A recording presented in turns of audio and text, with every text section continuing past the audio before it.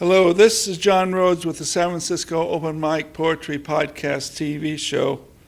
The two poets we have today are Stephen Kopel and Marc Kockinos. Stephen Kopel will read in my segment, and Marc Kockinos will read in Clara Sue's segment. Stephen Kopel is a well-published poet. He has a book out called Spritz from Regent Press. He did for a long time run a poetry radio show here in San Francisco from the Lighthouse for the Blind, and now runs my open mic after the monthly TV show here at the Bay Area Video Coalition. Anybody can be in that open mic. I email people from my Facebook page when this happens. In Stephen's own words, Stephen Kopel is cousin to Coyote, witty prankster whose mental attic rattles with verbal BB shot enough to send audiences into a frenzy of auditory delight.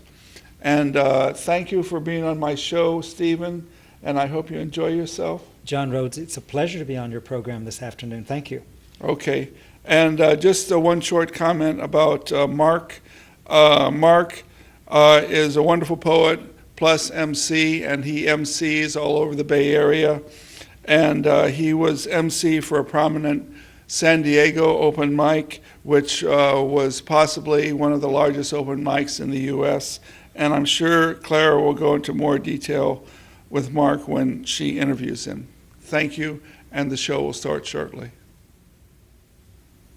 And greetings, everyone. My name is Stephen Kopel, San Francisco's peddling poet, and today on our program I'm going to present part, perhaps most, of what I call poet with props. That would be me. So I'd like you to just relax and expect anything. For example, intruder. You storm the vestibule of my heart, crashing into accumulations of minor hurts and major sorrows, stomping on my knotted carpet of recriminations, pounding on thin walls of neglected conscience, smashing tear-stained panels, wiping up emotional spills that clog my one hallway to happiness. Of course, I did open the front door knowing the whole house needs rearranging. Want the job?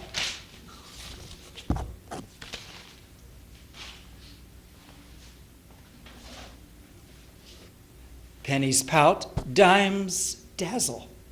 Quick quack, the quarter's back, running out of room on a field crowded with change, loose as a mascot moose, unsure of moves that qualify as dimmer than all the switches in coach's locked fuse box. Piggybacks out of a flour sack, shoulders a load, squealing louder than a stadium high on radium, fillings with number 2 coach drilling his number 1 squad on a series of strategies which tickle the nickel in donors' bequests pledged when their personal goals were posted.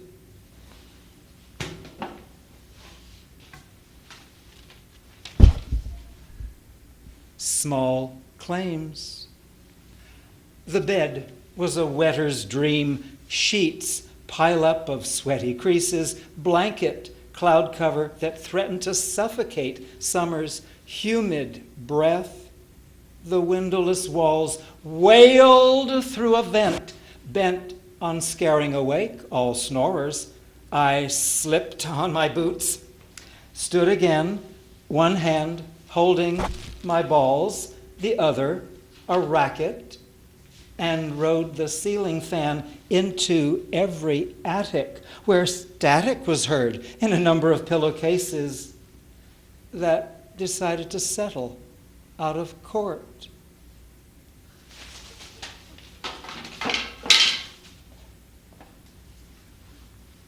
Here we go. This is always fun because I never know which part of the disguise or attribute is forward or backward or up and down, so we'll just take a little go at it here. Aha, that works.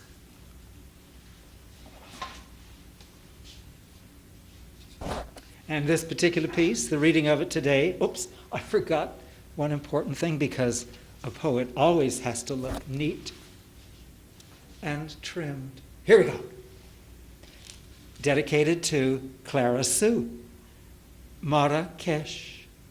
A stuck stocking tightens its grip on theology, mocking knees capped and gowned in a Berber tent. Desert Depot CEO on all fours stakes a claim for decency, for the home office, for Bedouins barbered, knickerbockered in the back of Tata vans. Ta-ta, Daddy, waves daughter Amber, galloping over dunes, overdoing her allegiance to the company store, adjusting garters that loosen size on thighs. She sighs, though the size of her Harry Winston is worth staking a claim for, and behind a hand-carved door, the remainder of Berber's beards. Fabled nesting sites for desert kites. Okay. And that wasn't so bad. Okay, audience, here we go. A little bit tired after that, but we've got just the ticket, because look what I've got. Ah, yes. Exhaustion, this one is called. If my bubblegum wad plugs the Cumberland Gap, I Adirondack to my Rolodeck, remove all rocks from Jackson Hole, find a schlag lock my Okefenokee will open. If I learn to fly in the ointment without a co-pilot, unzip the Zodiac, maybe finally I'll get some sleep. More to come. Now, for this particular piece, one that I wrote recently, I had trouble figuring out, well, what kind of a name should I give this? So I checked my map to find where, indeed, Tabby Town is located, because that, indeed, is the title of this little piece. And because I enjoy writing with different kinds of wordplay, double meanings, triple meanings, this one is full of that. So we're starting with the first line. A paucity of leaders, so cat apult claws her way to the leader box, depository for the magical meow sequence, which, if uttered with persistent purring, intermittent catcalls, bestows upon the successful feline the Mickey of stretch, the mayor, the mantle of mayor, the caliph of catnip, titles notarized to notify all parties that this town is open for business, and all cats hip to the snip-snap rap of tender tip-tap-tap. Why, there's no crisis of confidence here. Condo minimums 1% down, and lots of back scratching.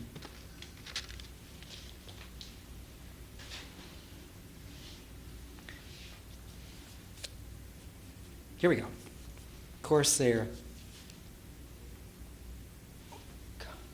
Harbor Cove round midnight, all evening, rum royales swallowed with a pirate's swagger, smuggling hints of bravado into pockets of pants, mine that seemed to be a common trysting place for treasure-seeking hands, and later, when the bar was a boat on choppy seas, and I the missing mate that kept falling off, the unsteady stool my legs failed to wrap around, and when I couldn't pass and nearly passed out, I knew my gull was stoned. Yes, sloshed I was when the bar turned tender and a voice yelled, "Bellies up!" I dragged my rum-ragged bottom to the stern's gangplank, begging Buddy, alcohol my soggy ass home. Like that one? I did. Here we go. Oh, here we go. Let's try something a little bit more calm, but still a little bit exciting for those of you who are still sticking with the program. Here, let's see what I can pull out in my magical Tibetan bag. Here we go. China's favorite zoo animals escape their compound. Pandemonium! And how about this one? FDIC, we all know what those 4 letters stand for, but this particular poet would say, a snowbank isn't likely to ensure flaky deposits.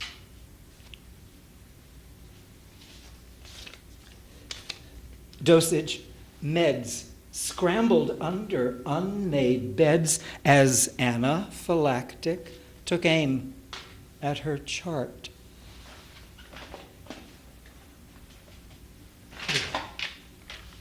Saucy, tenderized, trimmed, released from grommet circusy, steaks sing the praises of an out-of-tune marinade, unafraid to serenade this side of the beef, bacon-wrapped, bringer of grief to cardiacs arrested for disturbing the peace of this leftover dish, a vegetarian quiche, belly aching in a mushroom where gloom is dispersed by a sous chef's broom, and sauce slowly stirred begins a beguine in a slick-sided tureen, shimmies, quakes, then a crossover dip into a sexy carioca, perfect for a pair of tipsy asparagus, numb from hanging a ride to Rio, with ginger and a stare.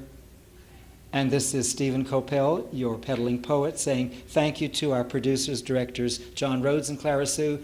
This has been a time with Poet with Props. See you later. Thank you, Stephen, for your poetry. This poem I'm going to read is in response to a poem by Brenda Hillman, the wife of Robert Haas. The poem was called Practical Water, and I am assuming it's about Strawberry Creek and the Watershed Poetry Festival in Berkeley. Please, big brother, you being older than me, please sit down by this creek and tell me about the flow of morality in our neighborhood. Tell me about the ways of the creek that are good, or talk in the tenses of would and should, could we now? How the hell shall we do that? Now take off that old hat. Let's clean out the belfry, too, at that. I know Strawberry Creek goes underground, of course. It has been changed and divided to do such a thing, but you sit next to me unchanged, unbended, and one-sided. I seem to have oddly to you just confided. I see the creek has split, and does this lead to diversity or contrarily to moral division? When do we make a mutual decision to save this creek, or do we lobotomize it with one incision? Even though we seem to be up this creek without a paddle, there seems to be a message buried in this creek bed. Somehow the little trickle has kept us fed. Perhaps the message is hidden in the creek's atoms. Perhaps its heart is not visible to the naked eye. Perhaps within the rings of muck in the sty there is a hearty soul, even though there is mud in his eye. Is it too big a thing to ask you to save this creek and thusly become your brother's keeper? To save those who need only little like this creek is good flattery, and there is nothing more practical or cheaper. Then again, perhaps our souls don't run parallel.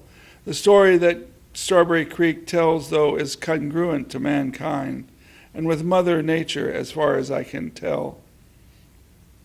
Strawberry Creek's tale is told among many a caring person, and as one amongst the many. Even to children it has meaning, and in their memories it pleasantly rings a bell. I have tried to teach myself the constitution of the creek. Sometimes I only see freaks of nature sloshing down there like the muckrakers. This causes all of our tenure to go underground with the creek, and thusly it stays down there to hide itself from the face of the sun. The freaks live beneath the streets, trying to fathom the undercurrents of revolution. Perhaps proper demeanor hides down under there too. Under the sidewalks, down under with Strawberry Creek, along muddy DNA down below. Thank you. Hello, welcome to the second segment of San Francisco Poetry Open Mic Podcast TV show.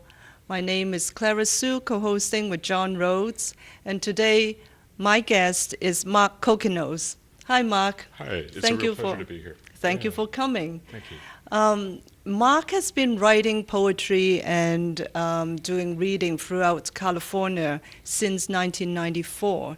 And you are a member of the Revolutionary Poets Brigade. Yes. And can you tell us a little bit more about that? Yeah, it was an organization that was first started by Jack Hirschman and a few other people here in San Francisco. Jack is a former San Francisco Poet Laureate. And the way I describe it is basically it's a collective of poets fighting for social justice through peaceful means.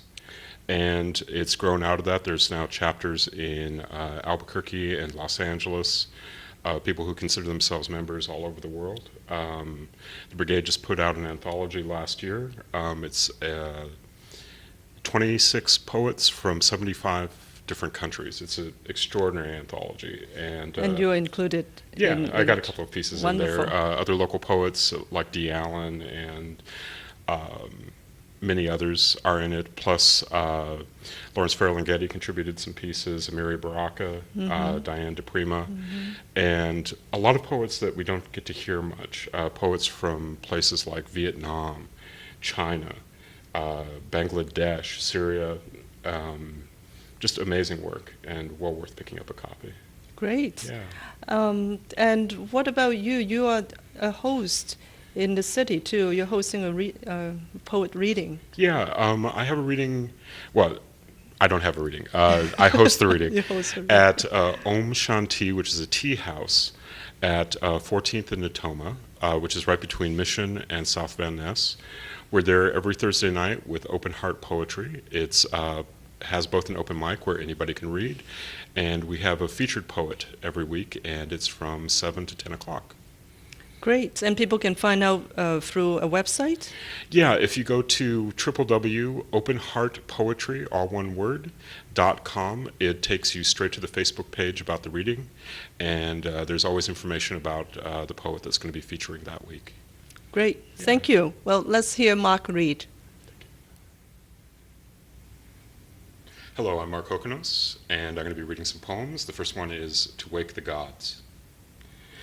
Beaten the odds one too many times and the house wants all their chips.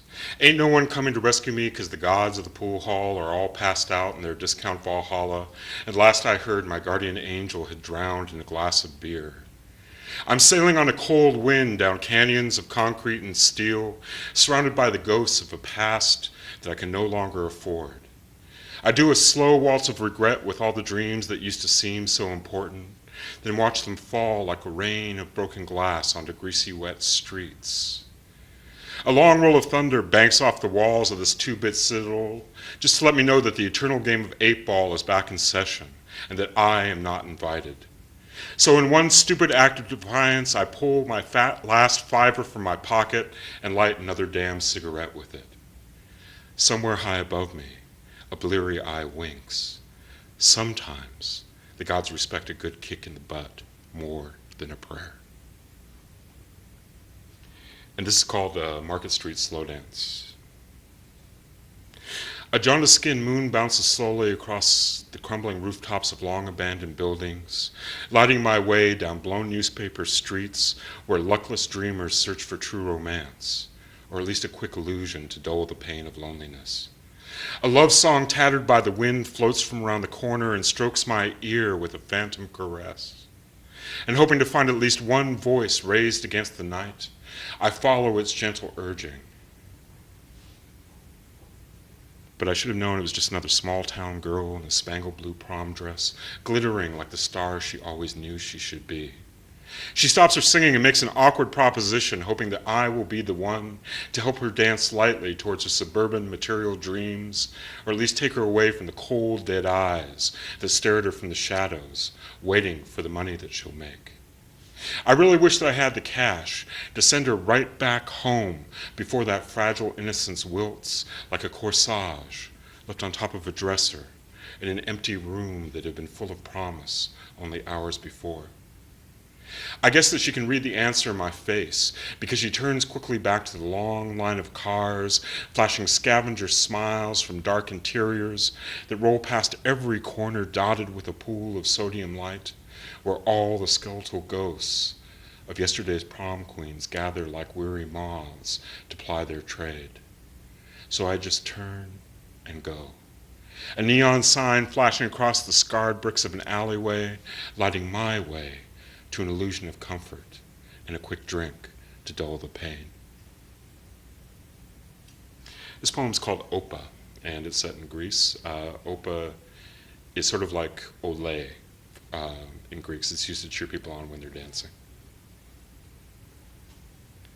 The tourists are dancing tonight under the bright-colored lights strung in between the trees of an outdoor taverna, and drunken laughter stirs the air as they spin on the edge of balance, weaving through the difficult steps of an island dance, and sending smiles across the circle like Morse code to attract the attention of the one they've been watching all day. When the song is over, they file back to their tables in the casual embrace of what they hope will become their companion for the night, while at the back of the taverna, an old man dressed in black sets down a cup filled with coffee, thicker than tar, and makes his way through the crowd to greet the musicians, silently, with a nod. He slowly spreads his arms as the bouzouki rings out a single note, like a church bell echoing across the ocean. He dances alone, singing under his breath along with the chorus, "Once you ran to me with flowers braided in your hair, but now anger has carved lines into that face so fair." The tip of his boot etches the shape of his shadow into the packed earth of the dance floor, as he remembers the silent accusation behind every look from his wife, and the son who no longer bothers to hide the boredom each time that his father speaks. As the music changes tempo, the bouzouki roars like a wave crashing against the rocks, and the old man spins and leaps into the air, once for all the dreams that have died, once for all the friends that have been lost over the years, and once for the youth that surrounds him that will never be his again. In the Delta, they sing the blues, and the Catholics, they have confession. But under cold, distant stars, the Greeks are dancing tonight. This is called Want. I wanted to serenade her beauty through her darkest hours, till a pale blue promise of the coming dawn glowed just above the horizon. I wanted to inscribe oaths of pleasure in soft, delicate strokes along the surface of her skin, scented with cinnamon and almonds. I wanted to carve her portrait in language, just so I could caress the curve of her neck using only metaphor. I wanted to plunge into all the aspects of human experience with her, from hell's dark caverns to the gold-tipped domes of heaven. I wanted to sit with rapt attention as she spoke, combing out the tangles of daily circumstance, gently peeling apart each subtle layer of her emotions until they lay open and quivering like a flower.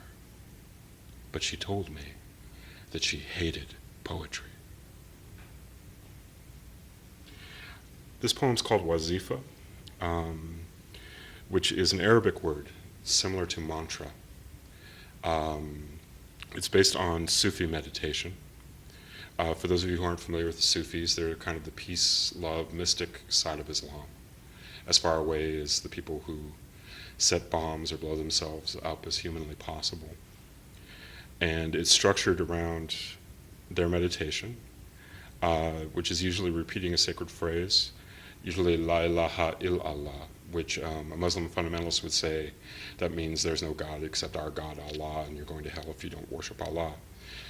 For Sufi, it means there's nothing, absolutely nothing, except God. And I joke when I introduce this at poetry readings, please feel free to be offended by this poem, but please wait till the end where you know where it's going. La ilaha. There is no God brooding on a heavenly throne about the state of creation below. La ilaha. There is no God waiting for just the right moment to throw most of humanity into eternal torment for the simple crime of trying to get through life without any clear idea of some universal plan. La ilaha, there is no God preferring masculine over feminine, Muslim over Christian, Hindu over Buddhist, or even Jew over pagan, offering a free pass to the pearly gates if you only say the right prayer or follow the right religion. La ilaha, there is no God to be confined to a laboratory or the understanding of a single human mind, labeled, categorized, and sanitized for our protection, providing easy answers for why 6 billion short-lived primates clutch tightly to a ball of dust spinning through space. Il-Allah, there is a common ground, found through the doorway of the heart's true religion, where hatred, doctrine, and the need to be right quietly melts away. Il-Allah, there is an ocean whose currents flow unnoticed, these random moments and petty concerns, merely the wave patterns separating you and I. Il-Allah, there is a fire burning bright or dim, hidden deep behind the eyes of saint, skeptic, and even Satanist alike, light calling to light during the exchange of the most casual glance. Il-Allah, there is a breath, still and silent, taken in a solitude that whispers, there is no God, except God. La ilaha illallah.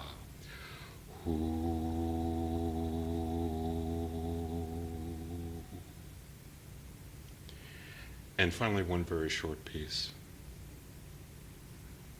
It's called Purpose. German postmodernist philosopher questions the purpose of poetry. For him, obsolete since Auschwitz. What use is the crafting of words after exposure to such horrors? Poems scrawled in the hidden corners of death camp barracks walls, anonymous as the numbers tattooed onto 6 million arms, are still whispering their answer. Thank you. Thank you, Mark, for your poetry. I'd like to read one poem. It is titled Rag Attack, rag being the raccoon. Into the door, the lure of food. Up the stairs, sweet water awaited. The cats were mummed. The man was asleep. The cushioned floor hid my muddy tracks. Finished the nibbles, cats made a growl. Slurped the sweet water. It woke the man. He tumbled in. I stumbled out, through the flap onto the fence and leap. Lost a nail somewhere and a bit of hair. Left the dishes dirty for the cats to care. Thank you for tuning in to the San Francisco Poetry Open Mic podcast and TV show. I'm Clara Sue, co-hosting with John Rhodes. See you next time.